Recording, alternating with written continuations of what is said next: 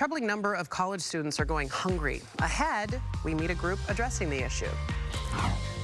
We're live at Cerritos College in the city of Norwalk, and take a look at this. There's already a line of cars waiting for a food distribution drive that gets underway at 9 o'clock this morning. Believe it or not, some of the people waiting in this line, college students. As you said, 1 in 5 of them are experiencing homelessness.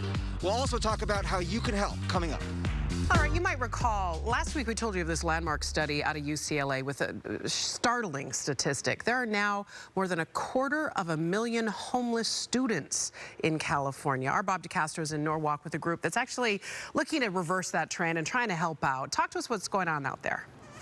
You know, it's just one of those things that just kind of breaks your heart, right? When you see at 5 o'clock in the morning, there are already cars waiting here in line for this food distribution that gets underway at 9 o'clock. And as we said, you know, some of these are people that are in the community, but there are also some students here as well. 1 in 5, 20% of college students are experiencing homelessness, and more than half have some sort of food insecurity. So this is a food distribution that's getting underway 9 o'clock this morning. It's you see some of the volunteers here as well with the LA Regional Food Bank and of course Cerritos College, which now has an outreach program to try and help some of these students as well. Pamela's here to talk a little bit more about that because, you know, when you hear about that, 20% of college students, it is staggering. What is going on here? What's leading to this? And obviously the pandemic has made it even worse. Absolutely. It's really important for our community to understand that our college students are trying to also still recover from the recession from many years ago and going back to college to better their life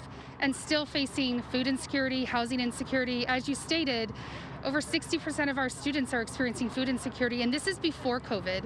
And so here at Cerritos College, we want to ensure that our students don't have food or housing insecurity as a barrier for their academic success. Yeah, it's kind of, you know, students living in cars, which is crazy.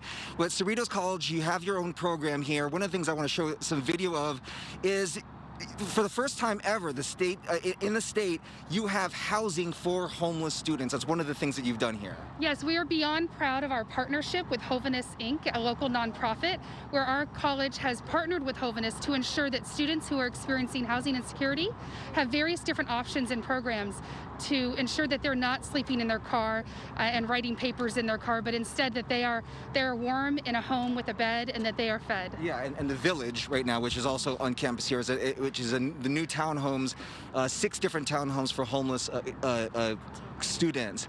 But this is a staggering. Thank you so much, Pamela.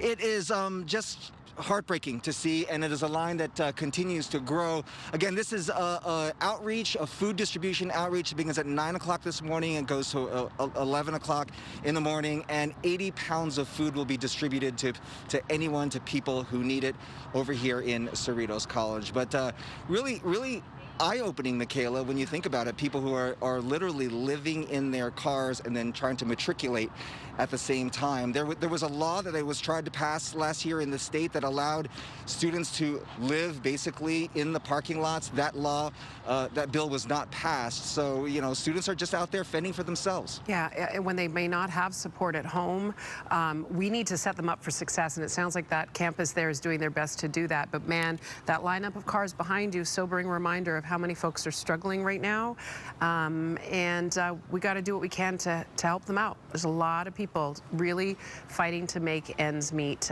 Thanks, Bob, for that. Leanna, I turn to you now, and I know this hits you in the heart too, because these are people, these are neighbors, these are folks just trying to make ends meet.